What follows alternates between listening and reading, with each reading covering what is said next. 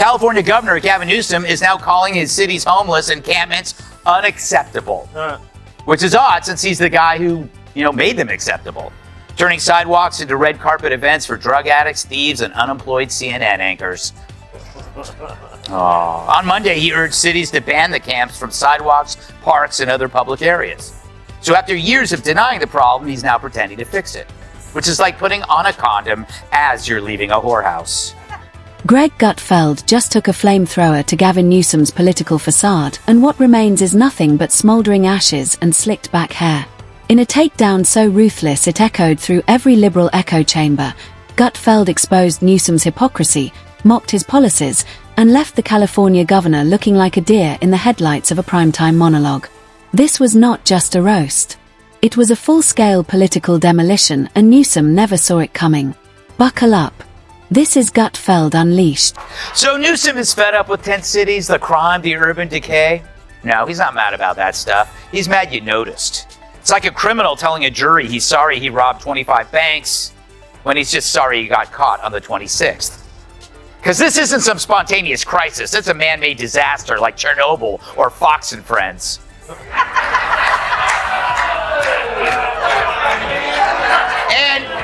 So Newsom is fed up with tent cities and crime and urban decay. No, he is not mad about any of that. He is mad that you noticed. It is like a criminal telling a jury he regrets robbing 25 banks when he is really just sorry he got caught at number 26. This is not a spontaneous crisis. It is a man-made disaster like Chernobyl or morning television. It started like any other night on the Gutfeld stage. Lights blazing and coffee mug in hand with that signature smirk curled on his face like a loaded gun ready to fire. But this was not another segment of sarcastic banter. Tonight Gutfeld came armed for war, and the unlucky recipient of his verbal napalm was California's crown prince of polished politics, Gavin Newsom. The man whose hair looks ready to run for office on its own. The guy who treats press conferences like they are photo shoots for fashion magazines. Took common sense as his high ground. Right. There's no place outside of it. That's right. And so they're stuck in this horrible, horrible place, much like you, Janie, in your life.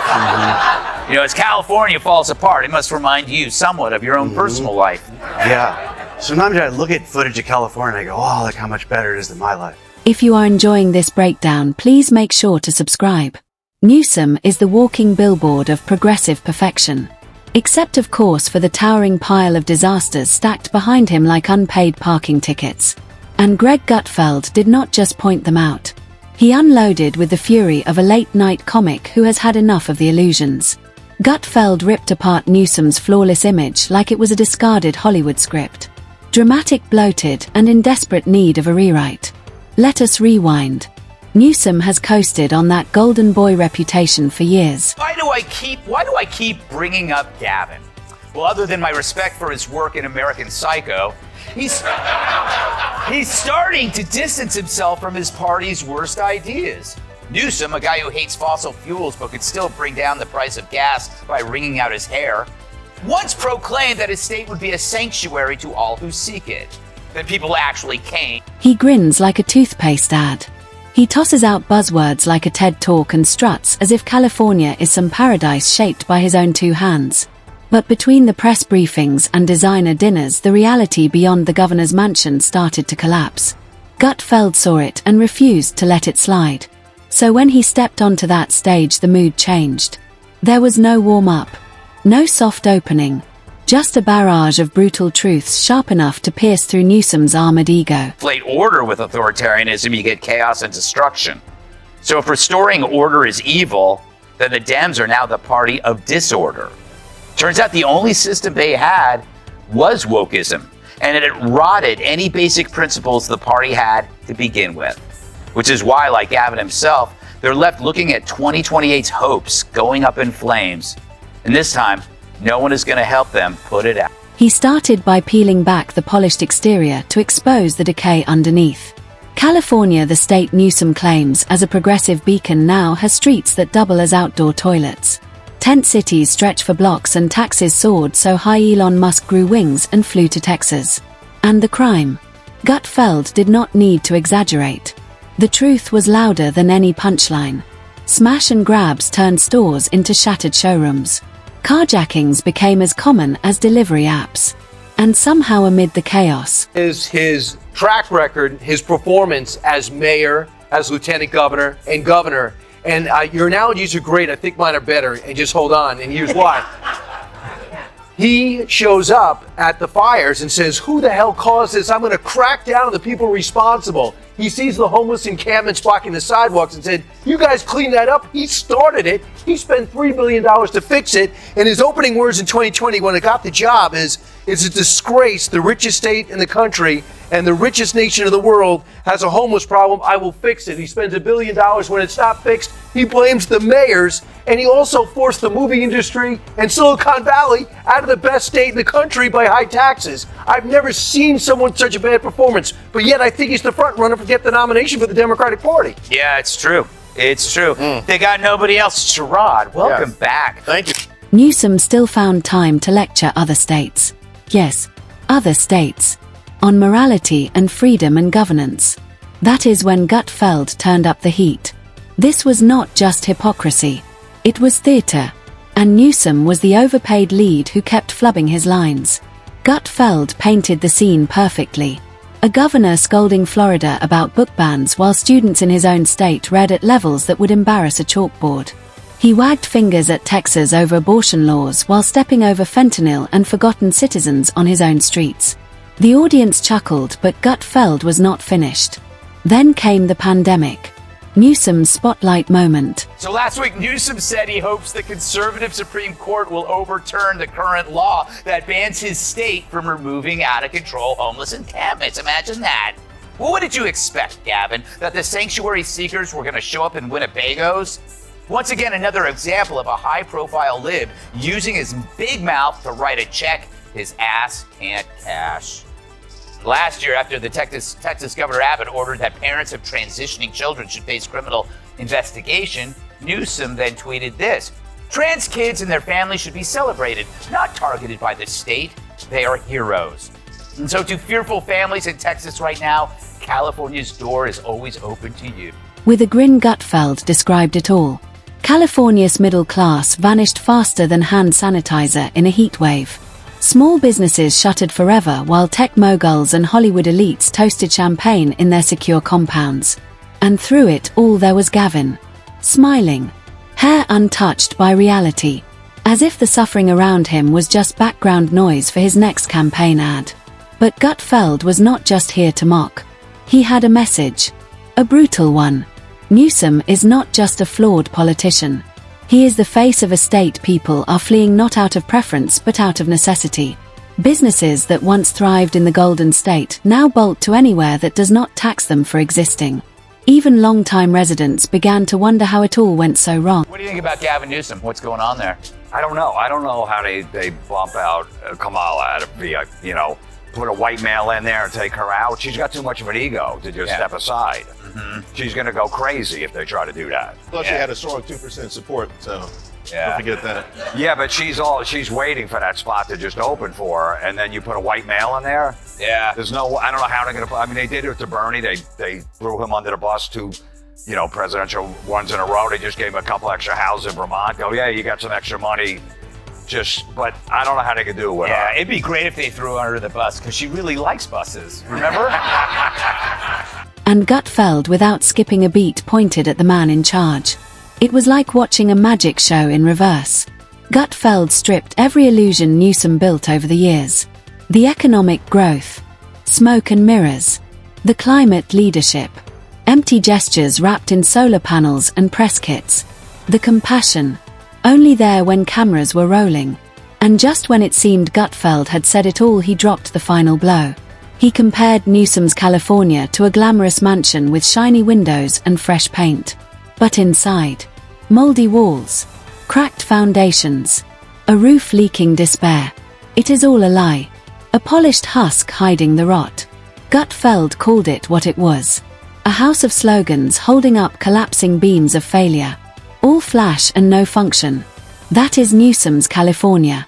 A glittering mess disguised as progress. The crowd erupted. Not because it was exaggerated, But because it was the truth, no one had dared say. Used to sell maps of celebrity homes, not landmines. Now, instead of sightseeing, tourists play hopscotch so their shoes don't get hepatitis. And when residents complain, they're called cruel. And now we're supposed to believe Gavin? Hell no. All the problems of the last decade were based on his and his party's lie. The crowd did not laugh at a joke.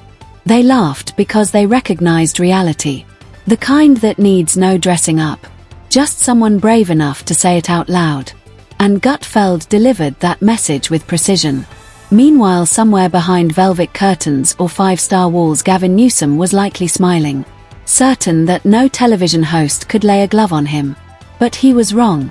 Because Greg Gutfeld did not just lay a glove. He cracked the armor and danced on the debris. This was not about debates or elections. Gutfeld warned of something more dangerous. Not just Newsom's incompetence. Not just his hypocrisy. But his determination to spread it nationwide. If California is the test lab, then Newsom is the mad scientist in the lab coat. And America is the next experiment. Then came the national polling by overwhelming majorities. It turns out Americans don't favor minors transitioning. So last week, when a California law was proposed that judges in custody cases favor the parent who supports transitioning a child's new gender, Newsom killed that law quicker than a late-term abortion. Yeah, I know, huh? Now the left, being the left, was outraged, but they missed something. Because now Newsom says he only vetoed it since it's already the law. Gutfeld is not having it. He wrapped up the monologue with a subtle mic drop only he could deliver. A smirk. A sip from the mug. A look at the camera. And one final sentence. We see you, Gavin. And no amount of hair gel can fix this mess. What made the segment unforgettable was not just the jokes. It was the scalpel-sharp truth. The way Gutfeld dismantled Newsom's illusion with a smile and a stack of facts. He did not need fireworks. He did not yell or rant. He let the cold reality do the damage. With a sarcastic twist that made each word land harder. He walked the audience through the wasteland of San Francisco, where billionaires step over human waste to make dinner reservations. Where businesses close not because of competition but because law and order no longer exist. And as he described it, all the message became undeniable. Newsom's California is not a model. It is a warning. It ponders why Dems lost. We lost. We lost the popular vote and we lost the electoral vote. We got crushed.